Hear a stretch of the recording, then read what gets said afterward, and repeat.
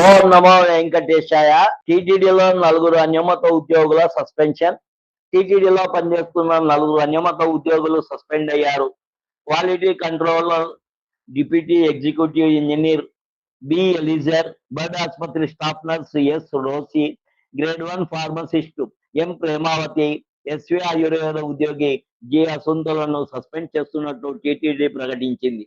ఈ నలుగురు క్రిస్టియన్ మతాన్ని అనుసరిస్తున్నారని, ఆధారాలను పరిశీలించిన అనంతరం చర్యలు తీసుకున్నామని వెల్లడించింది. అలాగే తిరుమల తిరుపతి దేవస్థానం విద్యుత్ శాఖ విభాగంలో ఏఈగా విధులు నిర్వహిస్తున్న కన్నిగ తరచూ చర్చిలకు వెళ్తూ అన్యమత ప్రార్థనలలో పాల్గొంటుంది అంటూ తిరుక్షేత్రాల రక్షణ సమితి రాష్ట్ర అధ్యక్షులు తుమ్మ ఓంకార్ శుక్రవారం తిరుమల తిరుపతి దేవస్థానం అధికారులకు ఫిర్యాదు చేశారు.